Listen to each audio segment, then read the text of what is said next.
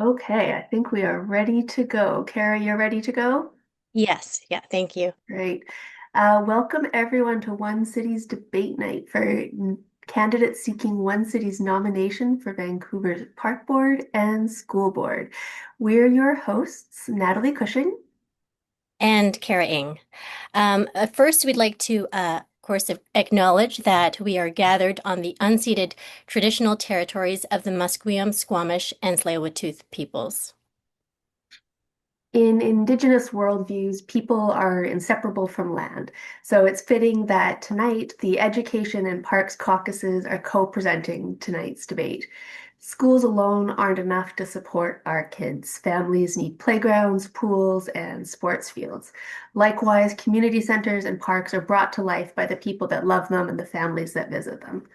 Our local governments need to work cooperatively with each other and with the public to manage their intersecting jurisdictions.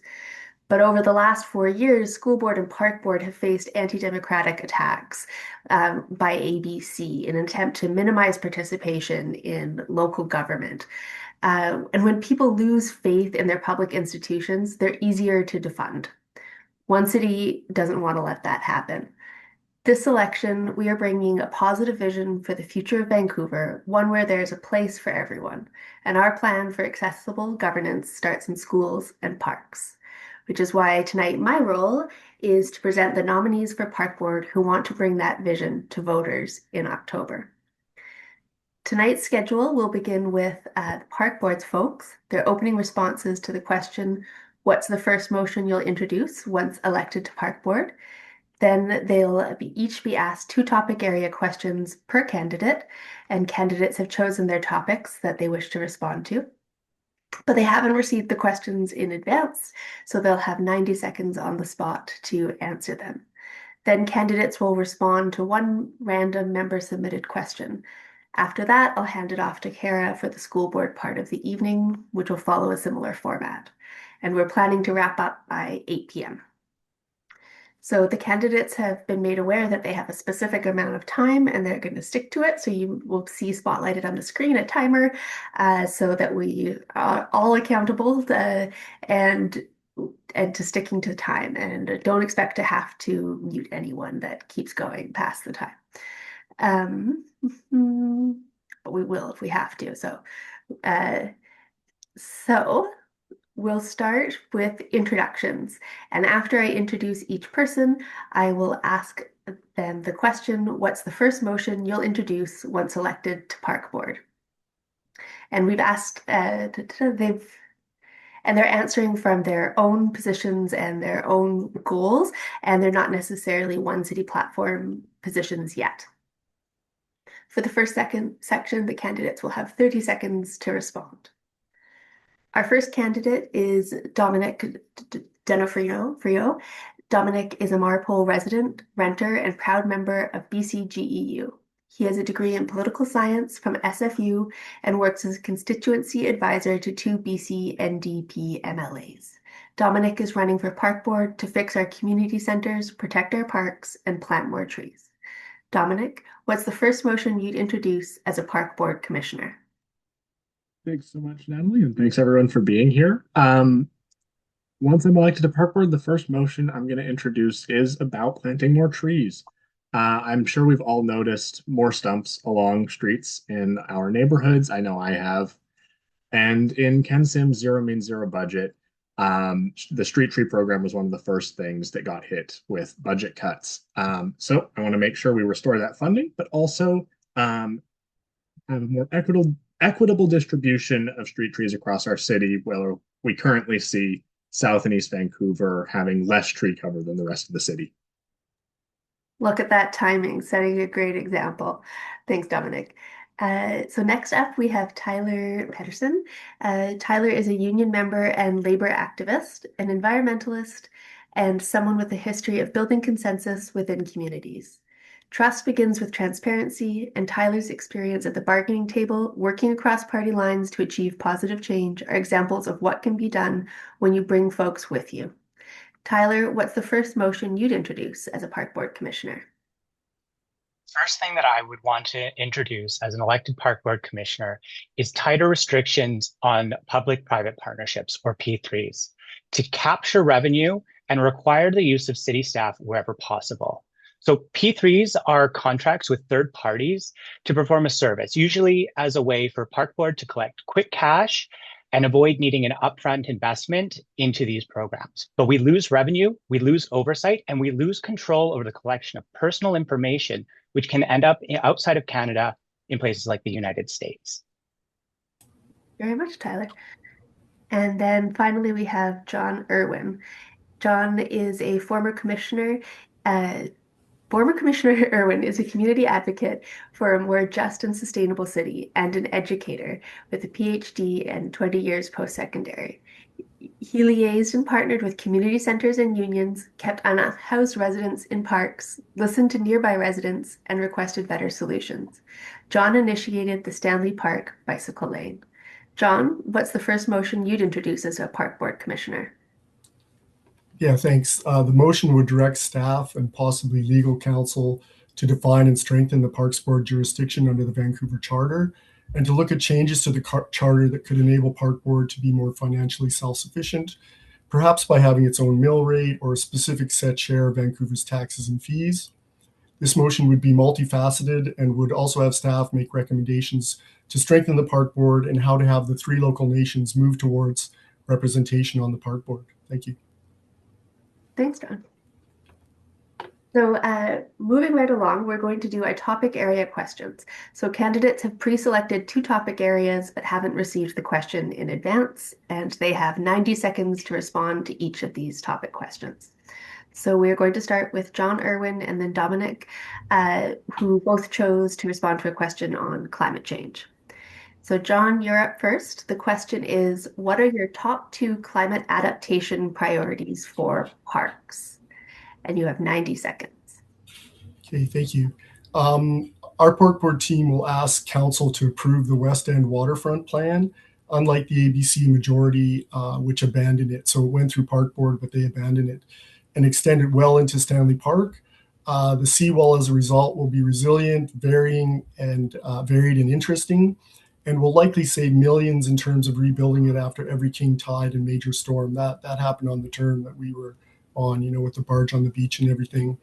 I guess the second thing would be, getting buses and bike lanes into Stanley Park.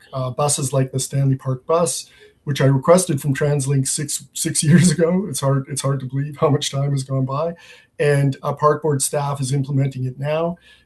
These buses should also run to other beaches to reduce emissions from vehicles. And of course, improved active transportation is also necessary by funding the reintroduction of the Park Drive bicycle lane, which was approved by Park Board in 2025, but it's taking a while to get there. And improving active transportation both through and to our parks, like not just to them, and community centers and beaches. Thank you. Thanks very much. So Dominic, next you're up. You'll have the same question. What are your top 2 climate adaptation priorities for parks? Well, I feel like I'm going to be repeating myself a bit here about the trees, but one of the things that actually makes a massive difference when we see extreme heat events is having more tree cover.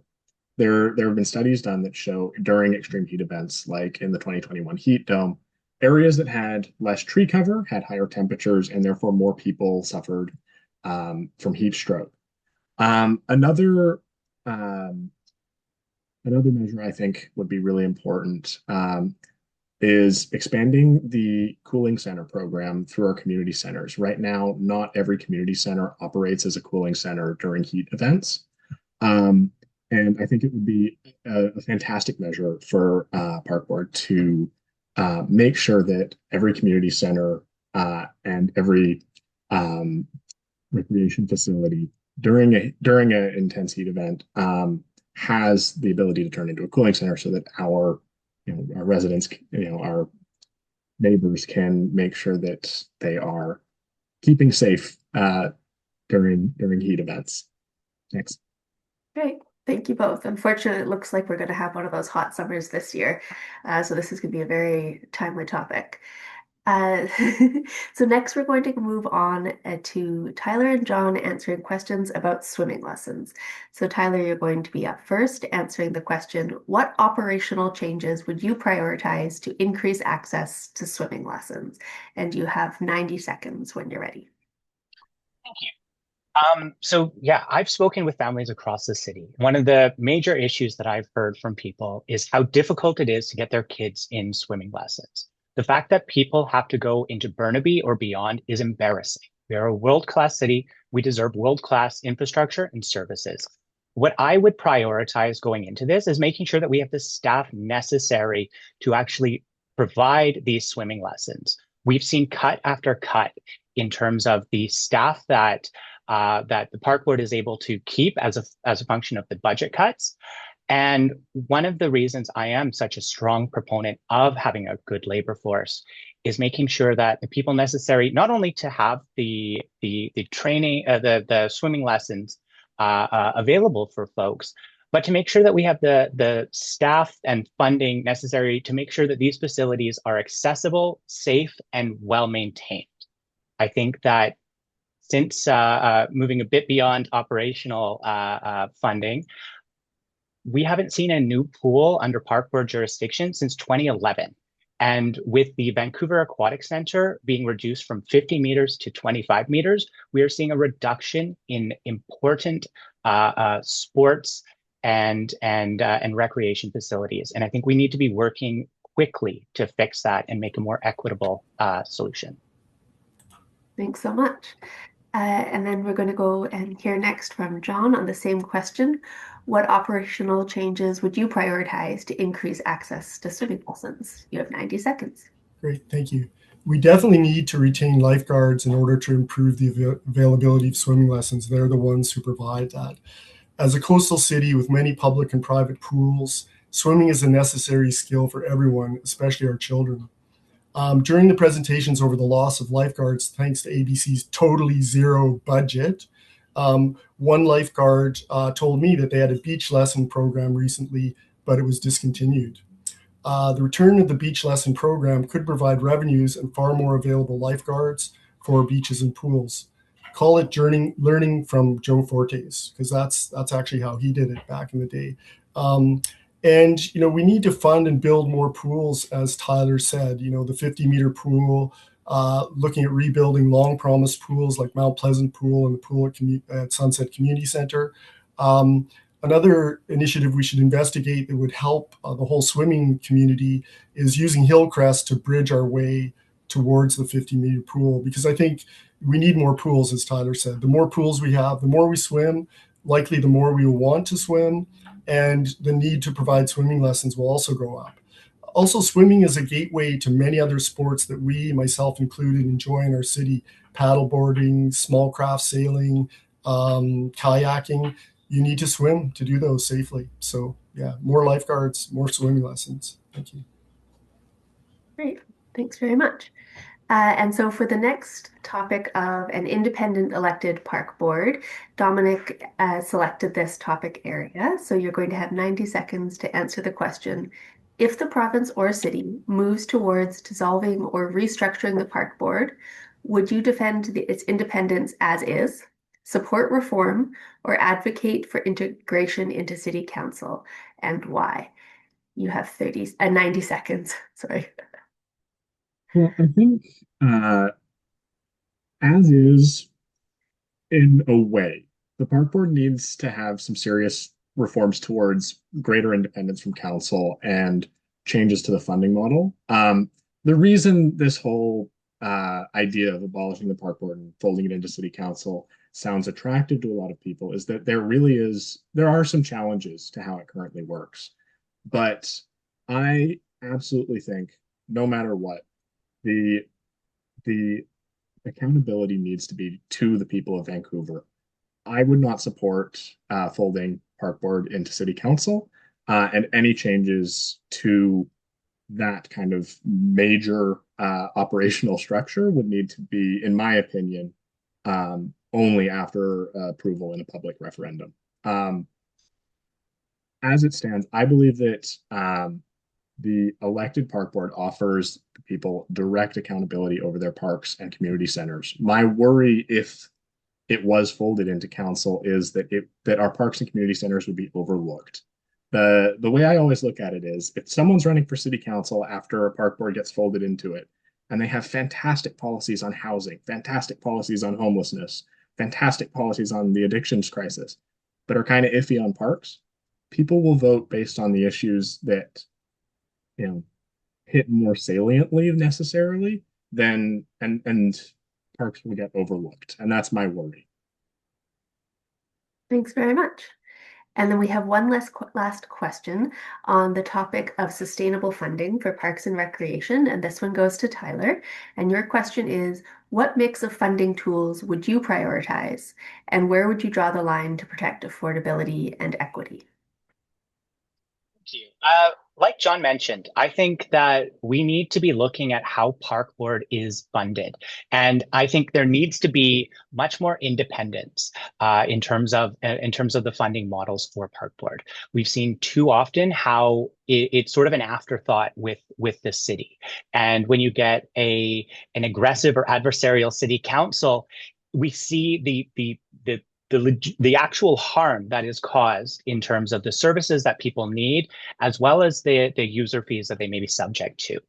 I would like to see Park Board either take a look into a variety of different funding models, whether that be finding ways to keep their surpluses as opposed to it going back into the city revenue, looking at whether or not Park Board should be setting their own mill rate or getting a flat percentage through the city's mill rate. We need, fundamentally, what we need to have is a one-stop shop for people to talk about Park Board issues, and that includes the funding. We can't continue with what we've seen over the past 4 years and frankly beyond, where there's a shared jurisdiction and a lot of finger pointing between City Council and Park Board over who's responsible for the dysfunction. I would like to work with City Council and staff to find solutions and build on that independence and create something we can all be proud of. Thanks so much. And so that brings us to the end of that section of the topic area questions. And so for this next section, we have member submitted questions that are roughly around the topic areas. But for this one, you're only going to have 60 seconds. So the first question, we're going to go to Tyler and then John and then Dominic. So Tyler, your question is, would you accept paid staffed washrooms as part of a mix, including unstaffed and automated park washrooms? Under what circumstances? I think that when we're looking at the availability of washrooms, we need to look at it from an equity angle.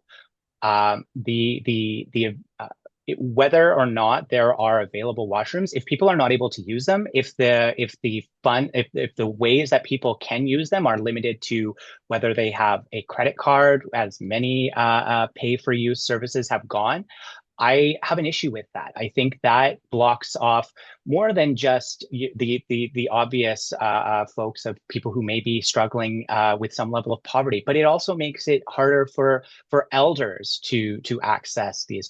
And in just being able to walk out in the street without carrying your wallet with you, without carrying all of your cards and money with you, I'd like to see a city where these services, these really necessary services, are freely available to everybody. Great, thanks very much. So John, you're going to be up next, and your question is, how would you attempt to stabilize operating funding during economic downturns? Yes, I think that's an important question because I don't know if folks remember. I mean, I remember because I was, thinking about getting on the park board back then. 2006, 2007, I had twins that delayed it. So basically 2006, 2007, speaking about washrooms, there was a floated decision to just shut the washrooms down. Part of that was the back and forth between council and the park board over the financial crisis. But basically, we would have to figure out how to maintain the workforce, first of all, and how to keep people working and going, because that actually is part of the economic engine of our city. we'd have to perhaps ask higher orders of government to help us or give us the authority to borrow for a set period, because generally we don't have much room to borrow. But I'd say if we're in a steep financial crisis similar to 2006, 2007, we should have the ability to do that, to move forward. But keeping our workers working, I think, is key to it. Great, thanks. And I just want to say before I ask Dominic this question that I did randomly generate numbers and assign these questions. So apologies for the duplication. That's what happens with true randomness. So the question that it was randomly assigned to you, Dominic, is what specific governance changes would you pursue to improve how Park Board works with council while preserving democratic oversight? So if there were additional details you wanted to add to your previous answer, now's the time. Absolutely. Happy to chat more about this. I think John and Tyler have actually already covered one of the biggest ones, which is more independence over the funding model. I would, as Tyler said, there are a lot of options. My preferred one is if Park Board would be able to set its own mill rate so that we can actually fund the projects that Park Board needs to see. A lot of our community centers, actually the majority of our community centers, are in poor condition and in need of upgrades. And if we could, as elected Park Board commissioners, go to the people and say, this is how much money it will cost to fix all of our infrastructure, all of our public facilities. Will you approve this amount of money being raised by the Park Board in the form of property taxes? I think that would be a much better democratic way of having the Park Board operate independently from council with more direct democratic oversight as well. Great, thanks very much. So we're amazingly wrapping up the Park Board section ahead of schedule. So I'll take a minute of the available extra time to just say thanks so much for putting your names forward for Park Board. It's always a difficult role, often underappreciated and very often scrutinized. And it takes a lot of work to be a nominee and a candidate and a Park Board commissioner. And we're so excited to have the OneCity values and vision coming to Park Board in October. And so thank you so much for putting your name on, all three of you, plus the cat whose name I haven't learned yet. The classic grumpy cat. And so with that, I'll hand it off to Cara. Thanks, Natalie. And thanks again to all of our candidates tonight. And thank you to Natalie for moderating that portion of the evening. Now we're going to turn to the school board portion of the evening. But firstly, as many of you know, our current beloved school board trustee, Jennifer Reddy, has decided she will not be seeking re-election after this term. And what can I say about Jennifer after having worked with her and really witnessed this kind of sheer force of leader at the school board table? I can tell you that she fought valiantly for an inclusive and well-funded education for students. I can tell you that she fought passionately for dignified working conditions for public educators and staff. I can tell you that she fought courageously for parents in demanding accountability and transparency at the increasingly undemocratic and mean-spirited school board table. I'm sure it was often a very lonely fight at that table, but we are very glad she was there. If there ever was a just cause, whether it be accessible, affordable childcare, the living wage, safeguarding public land, school meal programs, Indigenous language learning, among many other things, Jennifer was there fighting for us. We want to thank her for not only representing us on those issues so well, but also, and this is a big also, for always doing it with this magnificent and unmatched kindness and light. Now, if you've ever had the pleasure of working with Jennifer, you'll know what I'm talking about. So thank you so much, Jennifer. And as you can see from the event, you've really paved the way for more OneCity leaders, those who will invariably be guided by the principles and values you embodied in your role, not only on day one, but the whole way through. Jennifer, would you like to say a few words? So great to have you here. I would, Cara. That's very generous. Hi, everyone. I'm so happy to see the turnout on this call. I thought it was just going to be, the 10 of us, but this is better.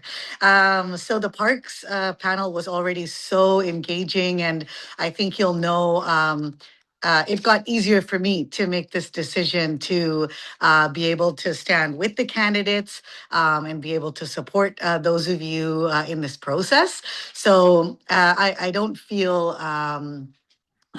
anything except excitement and joy, and a lot of appreciation for those of you who have put your name forward. Just very briefly, I just wanted to say that OneCity truly has been member driven. So all of the positions, Cara, that you mentioned, and the positions, the items that we've raised at school board and at city council have largely been because members are engaged and actually telling us what's going on. And I'm so pleased to say that everyone on the school board panel is someone that I've worked with on issues of importance to Vancouverites. So that's unusual. It's very special to have people like this in politics who want to do right by their community members that are here today. But it's also about long-term thinking and making changes that will impact folks well into the future. So I'm feeling really good about this and really good about OneCity, and so grateful that you supported me to be in the role as long as I have been. Cara, you've been such a strong and dedicated leader with so much integrity, alongside other co-chairs, recently Liz and Allison, and those of you who welcomed me in. So I will always look to support OneCity and the work that you do and the work that we're doing together, and just see this as like another chapter of what we're capable of. So really excited for this panel, and please count me in for the next parts of your journey as well. Thanks. Thanks, Jennifer. That was perfect. So we will start the school board event now by introducing each candidate. Then we'll hear their response to this particular question. What is the first motion you'll introduce once you're elected to the school board? We've asked candidates to answer the question so that you know what their priorities are, and it's important to note that they aren't necessarily OneCity platform topics. Candidates have 30 seconds to respond. So the first candidate to answer this question is Sherry Brashears. Sherry is a parent, public education advocate, and community leader. She brings years of service in Vancouver Parent Advisory Councils and DPAC, disability advocacy, and community organizing, including establishing out-of-school care at Hastings Community Centre. She holds a PhD in education and believes that when schools are well supported, all children can thrive. Sherry, what's the first motion you'd introduce as a school board trustee? You have 30 seconds. Great, thank you. And thank you, Jennifer. Schools are being asked to do more with less. Numbers of support workers are declining and class sizes continue to grow. Spending needs to be refocused where it matters the most, and that's on learners. VSB budgets show that support worker funds go unspent and unaccounted for. So I move that the staff review the inclusion budget, including the amounts allocated to but not spent on support workers, and that these funds be redirected to teaching and support staff where they're needed the most. Great. Thanks, Sherry. Okay, next we have Christopher Lee. He, him. Sorry, I hadn't mentioned the Sherry's pronouns. They were she, they. Christopher Lee is pronouns he, him. Christopher is a nonprofit leader, community advocate, and young person. At Helping Hearts, his nonprofit, he fought for students for the last half decade, advocating for transparency and better programs. Today, he's proud to be bringing in students and young people to this party as the only real student-focused campaign. Christopher, what is the first motion you'd introduce as a school board trustee? Yeah, of course. Well, first of all, I want to thank Jennifer again for her tireless years of service. And I've been so proud to be bringing in and talking to young people since I started this campaign in February. That's exactly why I know that there are so many students who are right now sounding the alarm with emergency medical equipment across our schools. We already saw progress last year with students for AEDs, but that isn't enough. We need to continue the progress. Alongside the voices of students who've been asking, that's why the first motion that I'd make would be to ensure that there's at least one unassigned EpiPen in every single school in our district. Great. Thank you very much. Steve Cardwell is our next candidate who will answer this question. Steve Cardwell, pronouns he, him. He is a former VSB superintendent, KPU vice president, UBC instructor, and current Vancouver Community College board member, chair of the Institute for Public Education and Art Starts in Schools. A longtime public education leader, Steve brings deep experience, sound judgment, and commitment to students, families, employees, and public schools. Steve, what's the first motion you'd introduce as school board trustee? Thanks, Cara. I really appreciate the opportunity. I want to carry on the good work that Jennifer has started back in 2024. My first motion will be to restore open, transparent, accessible, and meaningful public participation at the Vancouver School Board. I've been to many meetings and I don't see that. And that will be the first thing that we need to do in order to have public at those meetings and participating in the work of the school board. Thank you. Thank you. Thank you, Steve. Next, we have Krista Sigurdsson, pronouns she, her. Krista is a parent in the K-12 school system in Vancouver. She helped rebuild the Strathcona Elementary's PAC as chair and served on Vancouver DPAC. Krista ran for school board in 2022, losing by 387 votes. She's the executive assistant for the Minister of Children and Family Development. Krista, what's the first motion you'd introduce as school board trustee? Thank you so much, Cara, and of course, thank you, Jennifer. Well, recently, Jennifer Reddy passed a motion for staff to allocate $50,000 to conduct a feasibility study on piloting before and after school care provision by the school board itself. My first motion would be to launch the out-of-school care pilots that were identified in particular sites by this feasibility study that was passed in the motion recently. I'll leave it there. Great, thanks, Krista. Okay, next we have Kareem Hasib. Kareem Hasib, pronouns he, him. Kareem is a post-secondary leader and a political organizer with governance and work experience in government, academia, and on nonprofit boards. He's running to build a more transparent, accessible, and equitable VSB that offers more resources to students so that every child attending school in Vancouver can reach their full potential. Kareem, what's the first motion you'd introduce as a school board trustee? Thank you so much for the question, Cara. I think the first motion I would bring forward is a living wage policy, and making sure that the VSB goes back to what it was from 2022 up until last year, which is an organization that can pay every single one of its employees a living wage. We need to stop offloading important services to private contractors, like we saw with the school bus drivers and attendants and with cafeteria workers too.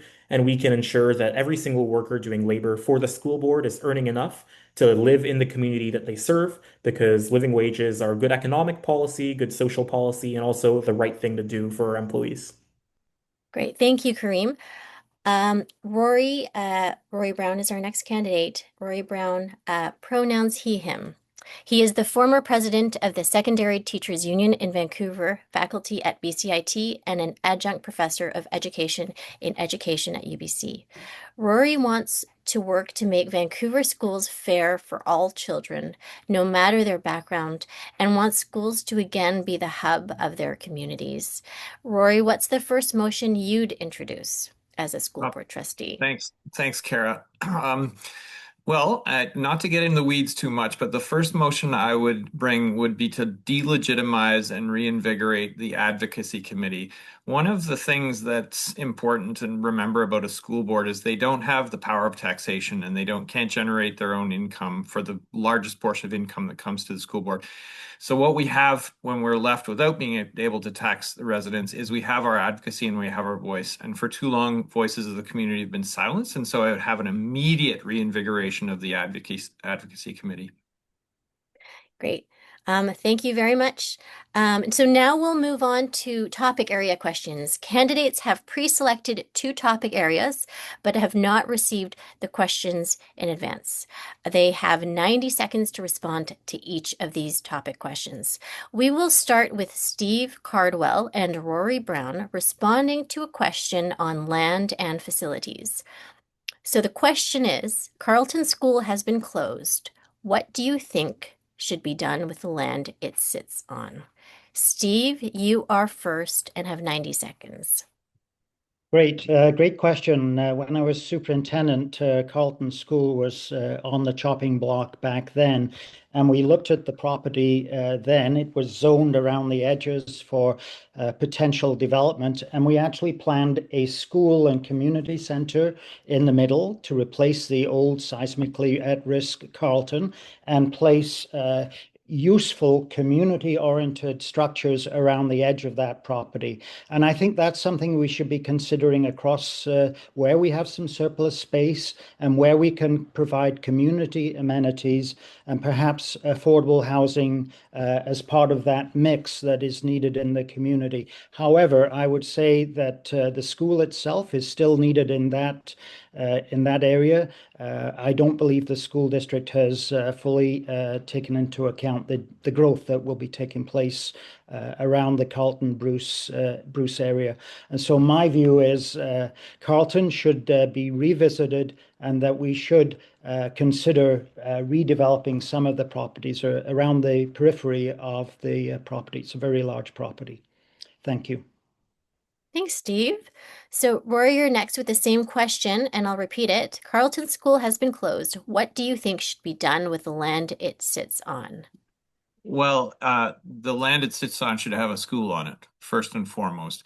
It's really easy to see from walking up Kingsway that community is going through an incredible amount of growth.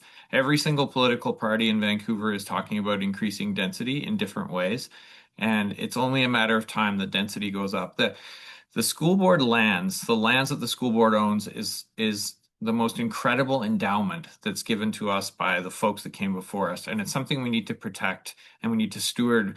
We need to make decisions that are based on 75, 80, 90 years of thinking, and not based on 5 or 10 or 15 years of thinking. And with the 5 and 10 and 15 years of thinking that's going on now, there's a prediction, which is hotly contested, that there won't be enough students to fill that school. I just flatly don't believe it, and I don't trust the data, and I don't trust the messengers who've brought that data to us. So firstly, we need to get a school open on that land. And secondly, we need to recognize that when a school is open, it drives the passion and the community involvement that brings that community involvement back together at that hub, and we can generate ideas from there. I am not opposed to using the school board land in ways that further and benefit the community. I think we need to have a vision for schools whereby we look at them as sort of a community hub and a community center. And I think there's it's been way too long where it's been balkanized. So I'm very interested in getting that school back open again and using it for school and children. Thank you. Thank you, Rory. Okay, so next, Sherry Brashears will answer a question on accessibility and inclusion. Sherry, please speak to the main issues that parents are concerned about regarding inclusion. Sherry, you have 90 seconds. Thank you. Well, when I think of inclusion, I want us to kind of broaden our view. Often we think about, just students with disabilities, but I think we need to think of inclusion in education as, imagining schools and programs where all kids' learning needs are met, but also where educational spaces feel welcome and where kids feel that they belong. And right now, the VSB has some work to do. Looking at the data, VSB's own data shows that students with disabilities, Indigenous learners, and students in care, among others, are falling behind their peers, and that gap is growing. And in times of austerity, I think the tendency is to chip away at frontline staffing and programs. But when we do this, it's the most marginal learners who are impacted the most. So in terms of, what are some issues? I mean, the issues are, I think a lot of people know this, is just a pure lack of support. The idea that kids can be sort of self-regulating, robots and just sort of adhere to specific rules and directions without having the support of teachers and support workers who themselves are well supported is just not realistic. So we're losing these families. They're going to private schools. They're paying, for outside tutorials. They're going to homeschooling. So we need to provide a space where all of these kids feel welcome and supported. Yeah. Thank you very much. So next, Steve Cardwell will answer a question on reconciliation and Indigenous issues. Steve, what better ways can we support Indigenous students in the VSB? Important question, and it's why I chose this question. My background has been very strong in supporting reconciliation over the years. I stood 40 feet from where Chief Murray Sinclair released the Truth and Reconciliation Report in Ontario, in Ottawa. And I don't believe we're doing enough. I've looked at the recent reports from the VSB, and the graduation rate for Indigenous students is less than 50%, whereas the non-Indigenous students is more than 95%. We have a huge attendance issue, and we need to work with families to encourage Indigenous students to come to school. When I look at satisfaction surveys, Indigenous students say they feel they are bullied, they don't feel safe in school, and that school is not a place of belonging for them, and that they don't feel that they have an adult in their life that cares for them. And so for me, reconciliation, much more than the symbolic land acknowledgement that happens at many meetings. It's going much further. It's relationships, it's rights-based, it's student-centered, and it's measurable. And we need to work as a school board to ensure quality education for Indigenous students so that they come away feeling satisfied with the schooling that they receive. Thank you. Thanks, Steve.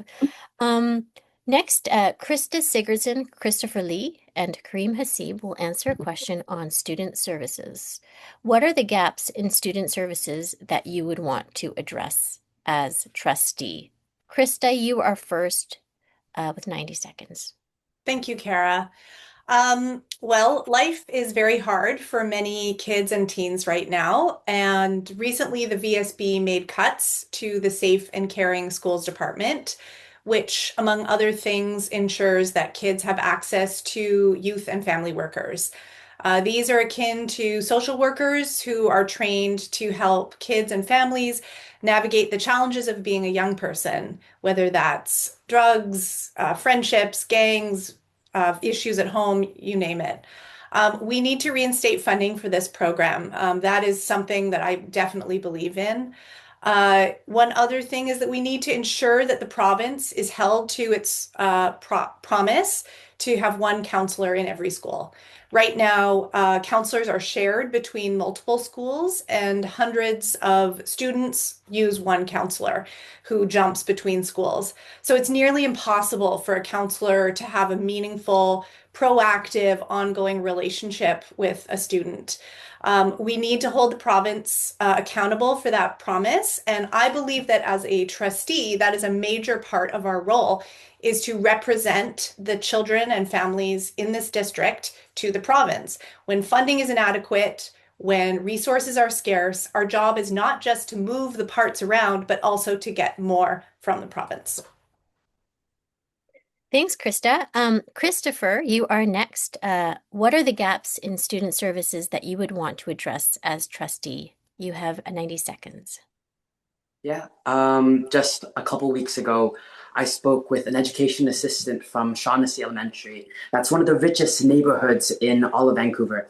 And she told me a story about a grade 6 girl in her school. Now, at Shaughnessy Elementary, they have a few communication tablets that students with communication uh, struggles can be able to use. Right, this girl was one of them. She had this tablet, and for a long time she did. But now it's grade 6, and they don't have enough. The entire school only has 6 in one of the richest neighborhoods in all of Vancouver.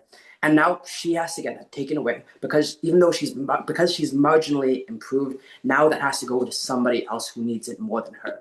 We shouldn't have to pick and choose which students get support. We've seen administrator costs increase by over 89% in the last 10 years. I would love to see more money be going directly into our classrooms, not boardrooms at the VSB. Thank you so much. Thanks, Christopher. Kareem, you're next. What are the gaps in student services that you would want to address as trustee? Thank you so much for the question. Yeah, I think the first thing that comes to mind is the need to hire more counselors. Counselors serve as such an important core resource, whether it be people dealing with substance abuse, mental health issues, someone needing, conflict resolution services.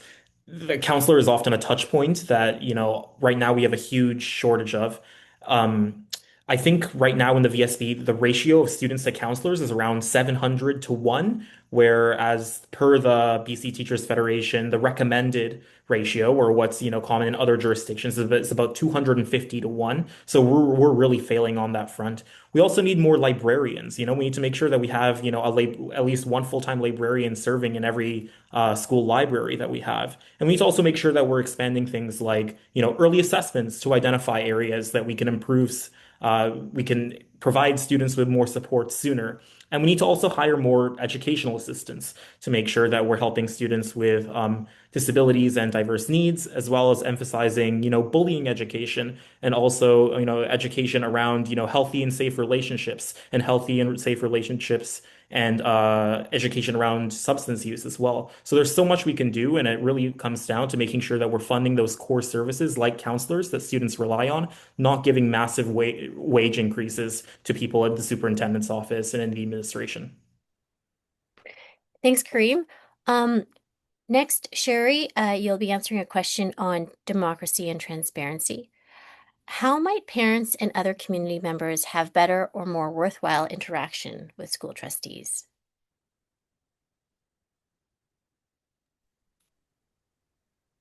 Thank you. Well, I'll start with this. Has anyone ever actually tried to navigate the labyrinth that is the signing up process to speak at a VSB meeting? Yes, hands up. Okay, so if if you've had that experience, you know the hoops that you have to jump through just to share your thoughts with elected trustees, the very people who are supposed to be, representing students and families. But right now it feels like the trustees don't really seem to want to hear from the public. The board has grown so closed off in the last few years that public input meetings have actually been canceled.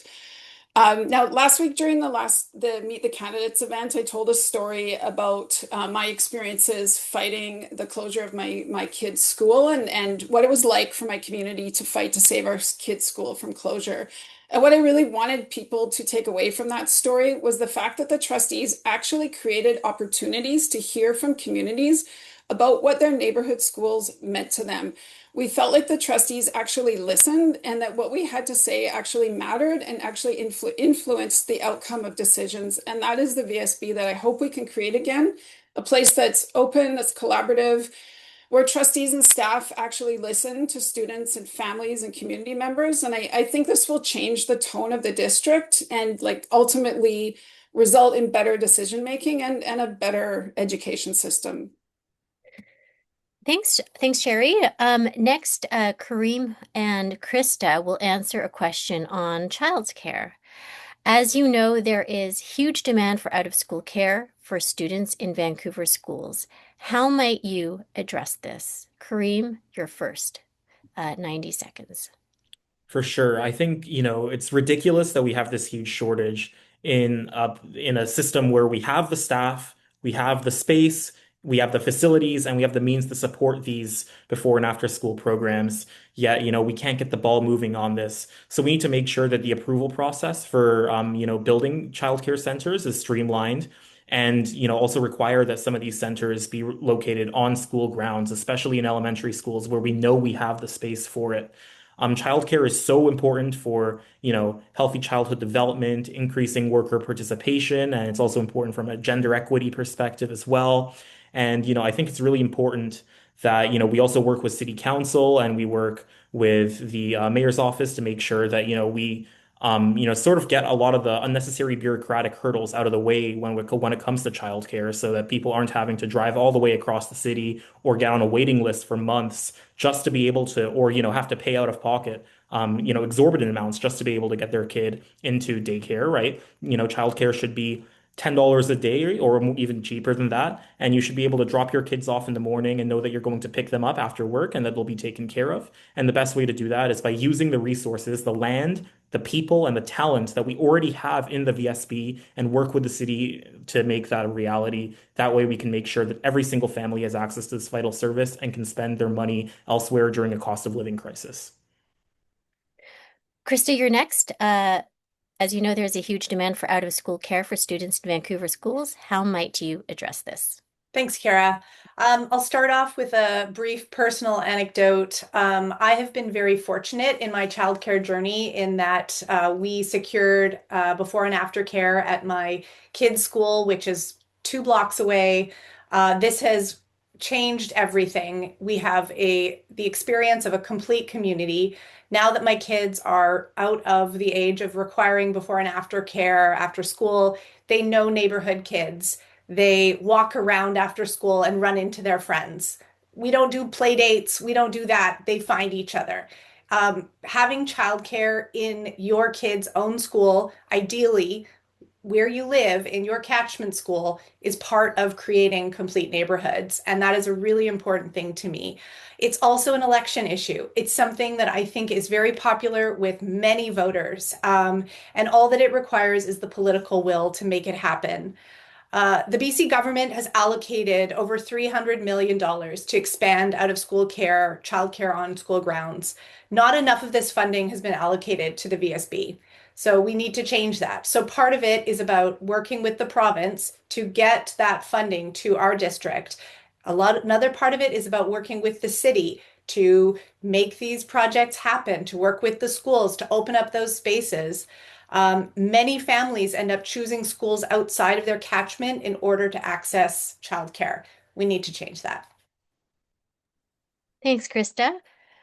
Finally, Rory and Christopher will answer a question about a vision for Vancouver schools. What areas do you think need to be addressed in order to more fully address the hopes and dreams of Vancouver students and school staff? Rory, you're first. 90 seconds. Well, thanks for that, Krista. I think we could probably spend all evening talking about that.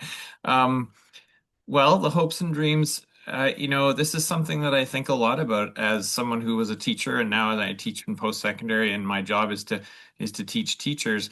I think we can get back to a place where schools are the hub of our communities. And I think we've heard a lot of that through the answers that have been given by folks tonight. I believe that the vibrancy of a classroom is based on its diversity. And what that means is when you bring people together who are different from different houses, different apartment buildings, and you put them together in a classroom that's well supported by a well-trained teacher with some, maybe some diversity support for those that need it, what happens is magic. And you teach those children that to live in a community that has different people than them is an amazing and incredible thing. And I think that's the basis of my thinking around, a vision for schools. So we need to start in the classroom, and we need to work our way along as we get away from the classroom, even into the district management, where voices and perspectives and thoughts are welcome. And there's places where we can hear those voices. The school board administration has to go to the places where the people are speaking and talking, not just inviting them in. And that's the way we're going to be able to crowdsource and create a vision for a school system that we all have in our heads. Thank you. Christopher, you're next. What areas do you think need to be addressed in order to more fully address the hopes and dreams of Vancouver students and school staff? Yeah, thank you so much, Cara. I'm someone who likes to attend school board meetings. I've been to most of them, I want to say since September, and a few others in the past year. And if you've been to any of them, you might know that there's basically no one there. There's nobody at school board meetings, especially students. So in my role as the leader of Helping Hearts, I started bringing some students in. Just this December, I brought a group of Eric Hamber students to come watch school board meetings. And one of them, a nice man named Samuel, decided to take some photos of the school board meeting. A couple minutes after, the school board chair herself comes down and threatens him. He says, "You have to stop taking photos right now of this meeting or I'll kick you out." Right now, the school board isn't working for students, right? We have seen a school board that doesn't want to listen to everyday people, much less our students. There are systems in place, like the recent changes that they made to policy 7 and 8, which actively hamper down on democracy and transparency. When we're talking about my vision for the Vancouver School Board, it's one where student voices are ones that are thriving, right? I've been taking the time to listen to students every day, and I've talked to students about their ideas on safer streets near their schools, on making sure that we have emergency medical equipment from their schools. And that's why so many students are joining my campaign and have joined me, because they know that we're fighting for students at my school board. Thank you so much.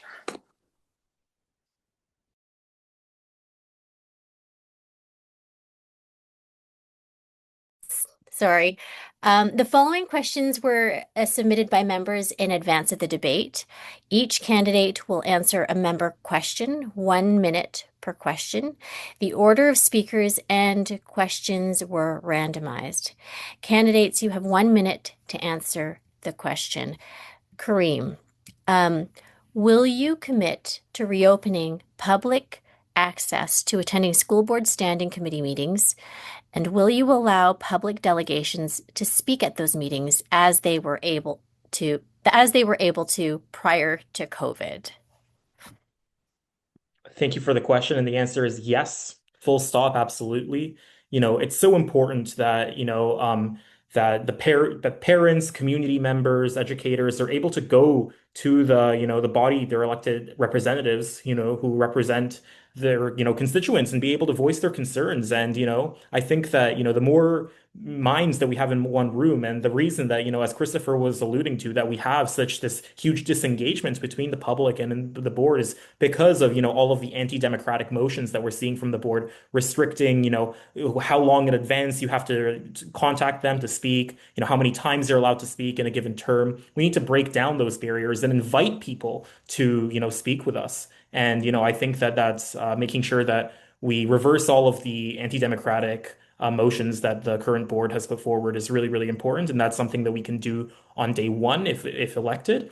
And I think that that's really key to making sure that we have a more engaged and more thriving democracy at the school board. Thank you. Krista, you are next. How will you incorporate student voices as well as the voices of other stakeholder groups as a trustee?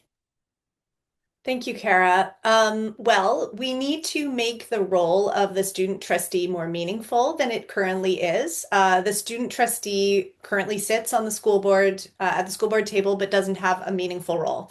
So we need to figure out how to leverage that role, how to connect that student to all schools, how to have them run workshops, how to have them have relationships with other students at other schools, all these kinds of things.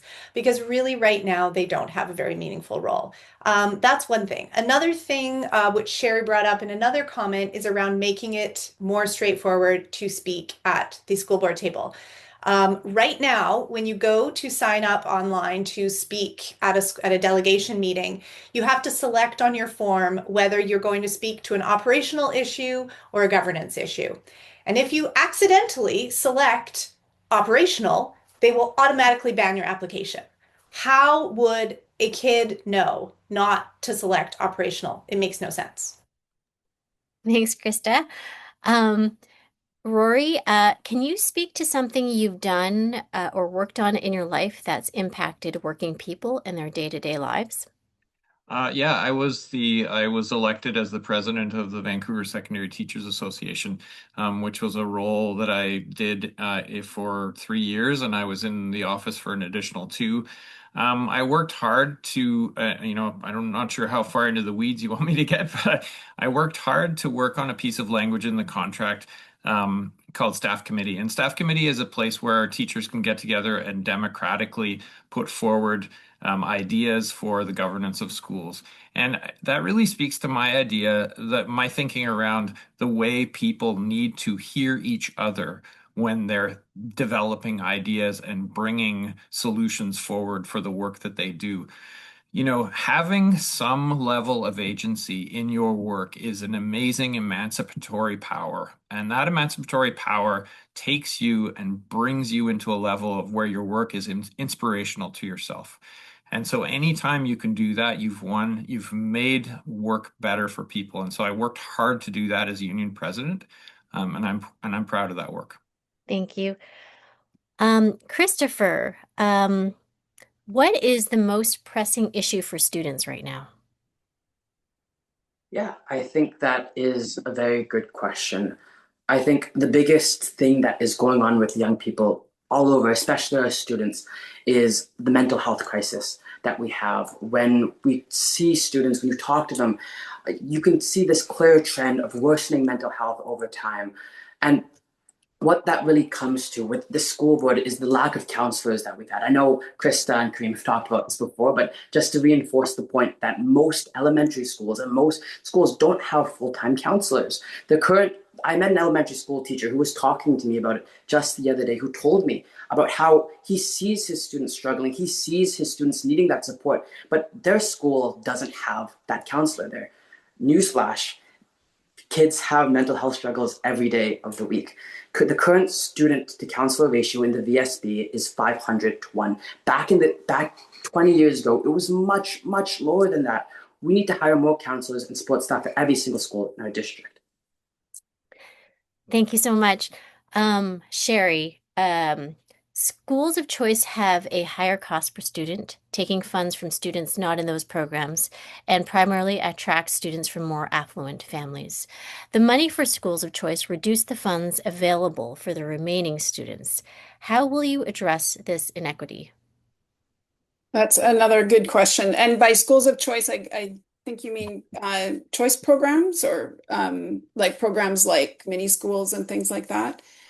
So I'll just assume that's what you mean. So yeah, that is a glaring inequity right now. The VSB is closing a lot of programs in the name of inclusion, and with the understanding that if we take students that have exceptional needs, maybe all kinds of different needs, it could be social emotional, it could be learning needs, and there are some existing programs, 3 of which are being shut this year. Multiple programs like that were closed last year and the year before.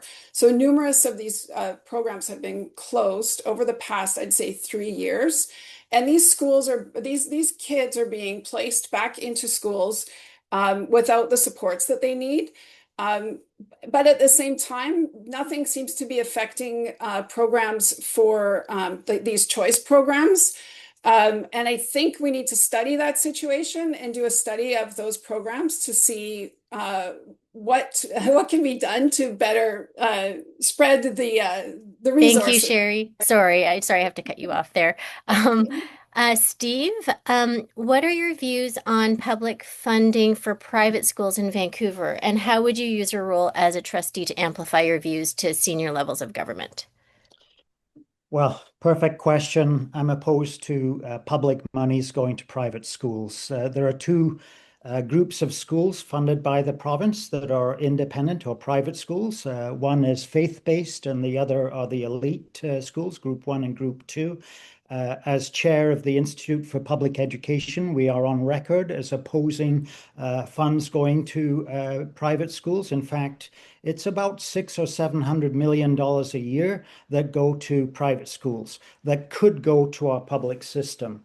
And so I would join with other trustees, not only Vancouver, but across the province through the BCSTA or through independent means to lobby the government to reduce funding and eliminate funding for independent schools, particularly the elite schools like St. George's and elite faith-based schools like Vancouver College and others. So my view would be to correct the inequities that exist right now and build on this change that will surely come. Thanks. Thank you.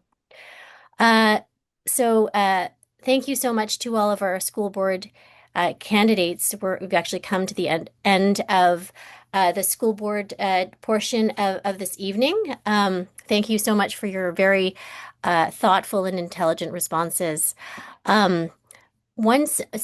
On voting information for this nominations race, OneCity members in good standing who joined on or before April 10th, 2026 are eligible to vote in the party's city council, school board, and park board nomination contests.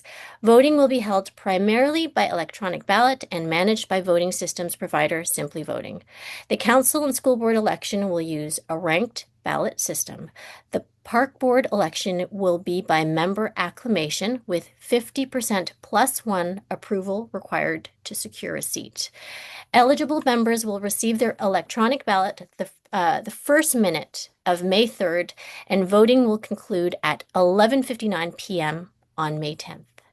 For more information, visit the OneCity website How to Vote page, www.oncityvancouver.ca/how_to_vote.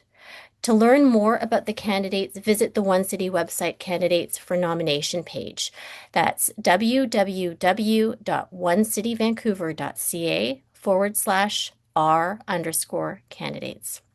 So that concludes our evening. Thank you so very much for your time and your passion for municipal politics, and we hope to see you all soon.